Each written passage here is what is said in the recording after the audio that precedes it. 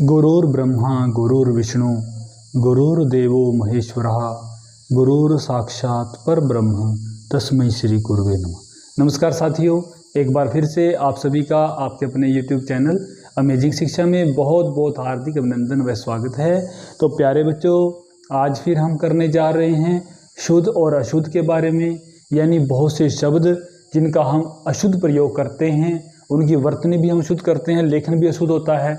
तो ऐसे ही कुछ शब्द जो है यहाँ पर हम करने जा रहे हैं। ठीक है, आज जो मुख्य हमारी जो बात रहेगी वो रहेगी हल चिन्ह के बारे में। ठीक है, हल चिन्ह क्या होता है? ये जो आप देखते हैं ना, इस तरह का निशान किसी भी शब्द के नीचे, वर्ण के नीचे, ये होता है हल चिन्ह। जितने भी व्यंजन वर्ण होते हैं, ठीक है, क से म तक, उन सब में किसका प्रयोग होता है? हल चिन्ह का प्रयोग होता है। जैसे क है, म है, च है, ये सभी हल चिन्ह होता है इनमें। इसका अर्थ होता है कि ये पूर्ण नहीं है। जब किसी भी व्यंजन वर्ण में स्वर को जोड़ देंगे तब वो क्या कहलाता है? अक्षर कहलाता है। तब वो वर्ण जो है पूर्ण हो जाता है। ठीक है, इस प्रकार से इस हल चिन्ह के बारे में जानेंगे। कई बार हम सोचते हैं कि ये जो हल चिन्ह है ना, इसका कोई ज्यादा महत्व नहीं है। देखिए, एक हल चिन्ह के लगने से ना अर्थ का अनर्थ हो जाता है कई बार। और हमारा जो प्रश्न बहुत से परीक्षाओं में आता है और हल से संबंधित प्रश्न आते हैं कि हल चिन्ह लगा हुआ है, नहीं लगा हुआ है, कौन सा शुद्ध है, कौन सा अशुद्ध है। फिर वहां पर हम कंफ्यूज हो जाते हैं कि कौन सा ठीक करें, हल चिन्ह वाला ठीक करें या बिना हल चिन्ह वाला ठीक करें। तो ऐसे ही मैं कुछ शब्द यहाँ पर लेकर के आया हूँ। आप देख भी रहे होंगे, लिखा हुआ है ये सारे जो हैं कि आखिर क्यों मैंने यहाँ पर ये शब्द लिखे हैं, इनके बारे में जानते हैं। देखिए, ये शब्द दोनों एक जैसे देखने में लगते हैं। जगत है और जगता है। ठीक है, सन है और सन, अहम अहम, अंतर अंतर, दे बम बम, कीर्तिमान कीर्तिमान, ये एक जैसे हैं सभी। परंतु एक हल चिन्ह के लगने से जो है अंतर बदल जाता है। जैसे ये जगत है, ये यहां पर त में हल है, तो इसको हम क्या कहते हैं? संसार। ये जो संसार है ना हमारा, इसको हम क्या बोलेंगे? जगत।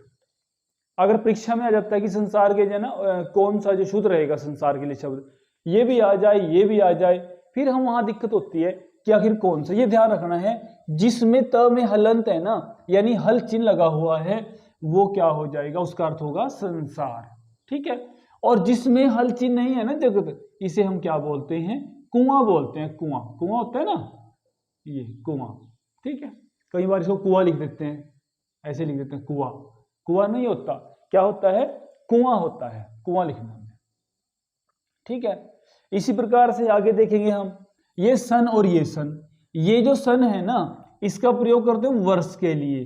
जैसे सन 2022, 2023, 2021, 1999, 1998, ये जो सन है, ये जो है उसका न क्या होगा? ये हलंत होगा, यानी उसमें हल चिन्ह लगा होता है। और जो दूसरा सन है जिसमें हल चिन्ह नहीं है, इसका अर्थ होता है बच्चों जूट।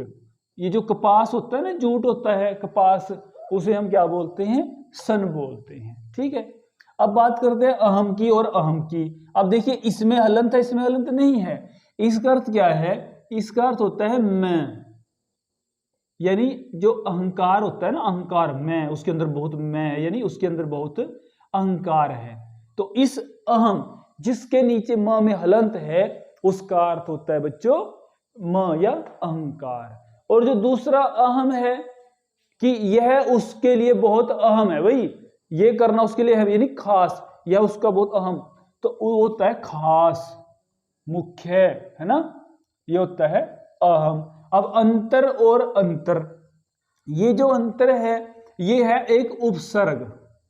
ठीक है, अब उपसर्ग कैसे? मान लीजिए हमने लिखना है अंतरराष्ट्रीय, लिखना है, राष्ट्रीय है ना, राष्ट्रीय, राष्ट्रीय शब्द है, और राष्ट्रीय शब्द में हमने अंतर उपसर्ग लगा दिया, तो क्या बन जाएगा? अंतरराष्ट्रीय बन जाएगा। ठीक है, अब अंतरराष्ट्रीय में भी हम कंफ्यूज होते हैं, उसको समझें। देखिए, अंतरराष्ट्रीय, एक तो ये अंतरराष्ट्रीय है, और एक अंतरराष्ट्रीय कैसा है? एक ये अंतरराष्ट्रीय है ना। अब आप सोच रहे होंगे भी ऐसा क्या अंतर है दोनों में, दोनों एक जैसे लग रहे हैं देखने में। देखिए, इसमें और इसमें अंतर क्या है? ये जो अंतरराष्ट्रीय है इसका अर्थ होता है अपने देश के ही मध्य में, जो हमारा देश, मान लीजिए हमारा देश, ये जो मानना क्या है, हमारा देश भारत है, तो भारत के बीच में जो भी घटना होगी ना, जो कुछ भी होगा उसे हम क्या कहेंगे, अंतरराष्ट्रीय। यानी जो र है ना ये ऐसे ये बना होगा, यानी देश के मध्य में, अपने देश के मध्य में। ठीक है, ये क्या हो जाएगा बच्चों, अंतर। छोटी छोटी बातें हैं, थोड़ा इनको देखना हमारे लिए आवश्यक होता है। और ये जो अंतरराष्ट्रीय है इसका क्या अर्थ है, जब दो देशों के बीच में कोई बात होती है, कोई संधि होती है, कोई व्यापार होता है, उसे हम क्या कहेंगे, अंतरराष्ट्रीय कहेंगे। ये दो देशों के बीच में, ये आपने ध्यान रखना है, ठीक है ना। देखिए ये अंतरराष्ट्रीय, देश के बीच में, अपने देश में जो कुछ भी हो रहा है वो क्या है, अंतरराष्ट्रीय है। ये वाला जो र है ऊपर अंतरराष्ट्रीय, और ये र पूरा है अंतरराष्ट्रीय, र नीचे है, यहां र ऊपर चला गया, तो इसका अर्थ होता है दो देशों के मध्य में, दो देशों के बीच में, ठीक है ना। और संस्कृत में जो है ना, संस्कृत में ये दोनों ऐसे नहीं लिखे जाते, संस्कृत में लिखा जाता है अंतरराष्ट्रीय, ये शुद्ध माना जाता है वहां पर, ये संस्कृत में मानते हैं। संस्कृत में जो है ना ये नियम नहीं लिखना होता कभी भी संस्कृत में। अगर कोई संस्कृत का विद्यार्थी है, कोई अगर इस वीडियो को देख रहा है, उसके लिए है ये कि अगर अंतरराष्ट्रीय ये है यानी ये संस्कृत में करना है तो ये लिखेंगे आप, ठीक है। अगर देश के मध्य की बात है तो ये करेंगे, और दो देशों के बीच की बात है तो ये करेंगे, ठीक है। इसलिए जो है अंतर, ये अंतर होता है। दोनों अंतर में क्या अंतर है, यानी दोनों इसमें, इसका अर्थ क्या था, उपसर्ग था। अब ये जो दूसरा है ना अंतर, इसका अर्थ होता है फर्क या दूरी कह सकते हैं हम, है ना, फर्क या दूरी कह सकते हैं। उनमें क्या अंतर है भाई, उन दोनों में क्या अंतर है, होता है ना, इस प्रकार से हम करते हैं कि उसमें और उसमें क्या अंतर है, तो इसका अर्थ है फर्क या दूरी। और जिसमें हल चिन्ह है वो क्या है, एक उपसर्ग है, ठीक। अब आगे क्या है, बम और बम। ये जो बम है जिसमें हल लगा हुआ है, ये क्या है, भोलेनाथ के लिए हम प्रयोग करते हैं ना कि बम भोले बम, ये ध्यान रखें आप, जब भी हम लिखते हैं ना बम भोले ऐसे भोलेनाथ जी के लिए बोलते हैं, तो वहां पर जो बम है ना, इस बम का प्रयोग करते हैं। और ये बम क्या है भाई, ये होते हैं एक ये विस्फोटक पदार्थ है, एक जो आर्मी यूज करती है ना, विस्फोटक पदार्थ है ये वाला बम। बम बजाते हैं, उसने बम, वहां बम गिराया, वो बम ये है, इसमें यानी हलचल नहीं लगा, इसमें हलचल लगता है। अब कीर्तिमान और कीर्तिमान, अब दोनों हैं। अब ये जो कीर्तिमान है ना, इसका अर्थ है यशस्वी है भाई, बहुत बहुत यशस्वी, मतलब यशस्वी है, ये हो जाएगा यशस्वी। और जो ये कीर्तिमान है इसका मतलब होता है उपलब्धि क्या हासिल की, उसने ना कीर्तिमान स्थापित किया, बहुत बड़ी उपलब्धि प्राप्त की, तो उसका ये हो जाएगा कीर्तिमान, ये वाला, यानी बिना हल चिन्ह वाला। इसका अर्थ है कि उपलब्धि, और जिसमें हल चिन्ह है उसका अर्थ है यशस्वी, ठीक है जी। अब देखिए यहां पर कुछ मैंने यहां लिखे हुए हैं शब्द, ये कैसे शब्द हैं, ये सभी तत्सम शब्द है, ठीक है।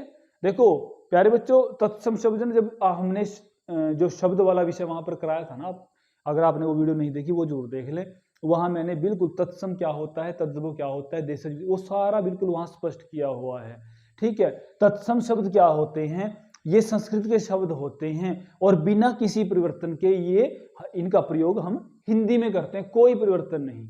तो ये सारे जो शब्द है ना, ये तत्सम शब्द हैं। और ये देखिए इसमें हल चिन्ह लगा हुआ है ना सब में, तो जब भी हम हिंदी में इनका प्रयोग करते हैं तो सभी में हमने हल चिन्ह का प्रयोग करना है। पश्चात है, अब यहां पर देखिए पश्चात, ये ना पश्चाताप बनता है ना, पश्चाताप ऐसे बनाते हैं, पश्चाताप। अब कैसे बनेगा ये, पश्चात और ताप, इनको जोड़ दें आपस में, तभी तो बनेगा पश्चाताप, ये डबल त है ना। जैसे महत शब्द है, महत, और इसमें हमने त्व लगाना है, तो क्या बनेगा, महत्व, ये है ना। इसी प्रकार से आगे चलो, सम्यक, सम्यक में देखते हैं, सम्यक में जैसे सम्यक दर्शन करते हैं ना, सम्यक दर्शन, ये शब्द लिखते हैं हम, सम्यक दर्शन, है ना। तो जब क यहां हल है तभी तो ग आधा होगा ना यहां पर। मान लीजिए मैं अलग लिख दूं इसको, सम्यक दर्शन, अब ये बनता है सम्यक दर्शन। क को गया, इस संधि में हमने कराया था, वहां आप देख लें। सम्यक दर्शन इस प्रकार से बनता है, क के स्थान पर ग होता है, लेकिन ग भी कैसा होगा, वो हल वाला होगा, ठीक है ना, यानी आधा होगा। विराट है, विराट को हमने हलंत, हम अक्सर ये लिख देते हैं, हिंदी में अधिकतर हम क्या प्रयोग करते हैं, विराट, ऐसे ही लिख देते हैं उसको विराट। ऐसे नहीं, कहीं भी विराट शब्द का प्रयोग करना है तो हमें क्या करना होता है, हल चिन्ह का उसमें प्रयोग करना होता है, ठीक है जी। श्रीमान शब्द है, अब मूल शब्द क्या है इसमें, श्रीमत शब्द है, मूल तो ये है श्रीमत। अब श्रीमत से ही पुल्लिंग में क्या बनेगा, श्रीमान बनता है। अब श्रीमान में कई बार हम हल चिन्ह का प्रयोग करते ही नहीं, जबकि इसमें हल चिन्ह का प्रयोग हमें करना चाहिए। शुद्ध रूप तो ये है ना। वही स्त्रीलिंग में क्या बनेगा, श्रीमती बनेगा। इसी प्रकार विद्वान है, मूल शब्द क्या है, विद्वत शब्द है ना। विद्वान, विद्वती, इस प्रकार से बनता है। भगवान है, मूल शब्द क्या है, भगवत शब्द है, और भगवत से ही क्या बन गया, भगवान बन गया और भगवती बन गया, इस प्रकार वहां बनता है। सम्राट शब्द है, सम्राट में हम क्या करते हैं, हम सम्राट को ना ऐसे साधारण लिख देते हैं, इस प्रकार से सम्राट, यही लिखते हैं, अक्सर हम प्रयोग करते हैं। जो अशुद्ध है, हमें सम्राट जहां भी लिखना है उसको हमें हल चिन्ह का उसमें प्रयोग करना है। बुद्धिमान शब्द है, बुद्धिमत शब्द मुख्य है, जो मूलतः जो क्या शब्द है, बुद्धिमत शब्द है, बुद्धिमत, है ना। और बुद्धिमत जो है इसी का पुल्लिंग में क्या बनेगा, बुद्धिमान, और स्त्रीलिंग में बुद्धिमती। महान, महत शब्द है,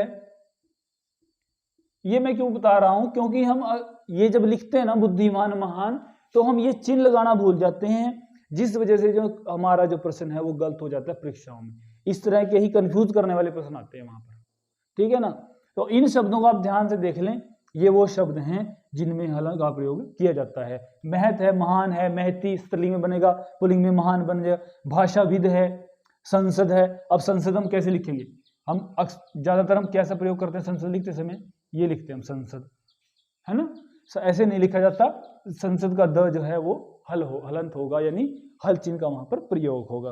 अकस्मात है, और ये भी नहीं है कभी हम सोच लें भगवान, विद्वान, श्रीमान, बुद्धिमान, महान, जिसमें न है सभी में जो है हल चिन्ह लगा दो, ऐसा भी नहीं होता।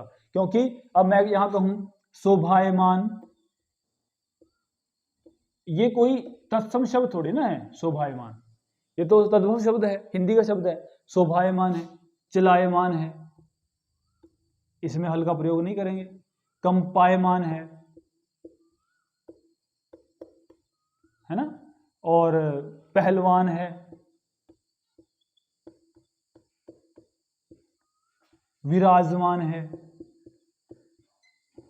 ये जो हैं ये तत्सम शब्द नहीं है, ये तत्सम शब्द है, तभी इनमें जो है ना हल का प्रयोग हुआ है। उसी तरह से इनको हमने हिंदी भाषा में प्रयोग कर लिया, ठीक है ना। क्योंकि हिंदी के जो तद्भव शब्द हैं, जो हिंदी के शब्द हैं, उसमें तो हलंत का प्रयोग होता नहीं। जहां भी हल का प्रयोग हो किस में होगा, तत्सम शब्दों में होगा, ठीक है ना। तो विराजमान है, पहलवान है, कंपायमान है, चलायमान है, शोभायमान है, इस प्रकार से ऐसे बहुत से शब्द होते हैं। अभिमान है ना, ये शब्द होते हैं। इसमें थोड़ी हलंत का प्रयोग करेंगे हम, इसमें हलंत का प्रयोग नहीं करना हमने, ये तो सारे तद्भव शब्द हैं। जो तत्सम शब्द है ना उसमें ही हमें ये हम थोड़ा पहचान कर लें, ध्यान कर लें भी ये शब्द इस तरह के शब्द होते हैं, ठीक है। अकस्मात है, अर्थात है, अर्थात हम सीधा ऐसे लिख देते हैं कई बार, अर्थात, अर्थात ये डाल देते हैं, इसमें हम हल चिन्ह का प्रयोग करते ही नहीं, भूल जाते हैं। हठात है, बलात् है, तो ये है हल चिन्ह का महत्व, ठीक है ना। अब क्यों, क्योंकि आज की जो कक्षा थी ना हमारी वो यही है मुख्यतः, कि जो हल चिन्ह है ना हम वो लगाना भूल जाते हैं, जिस वजह से हमें अर्थ का अनर्थ भी हो जाता है। और यदि हमारे सामने हल चिन्ह से संबंधित कोई भी प्रश्न आ जाए तो वहां पर हमारे मन में भ्रम पैदा ना हो अब इसके बाद, क्योंकि इनका जो है ना अर्थ यहाँ पर कुछ बन जाता है। शब्द तो एक जैसे हैं सभी, लेकिन एक हल चिन्ह के लगने से जो है वो बदल जाता है। ठीक है ना। तो इसको आपने ध्यान से देखना है, समझना है और इसको लिखना भी है। ठीक है, आगे भी ये कुछ ऐसी कक्षाएं हम करेंगे जहाँ पर शुद्ध और अशुद्ध की हम बात करने वाले हैं। ठीक है, तो आपने हमारे साथ जुड़े रहना है। तो अंत में सभी सुखी रहें, निरोग रहें, इसी मंगल कामना के साथ जय हिंद, वंदे मातरम।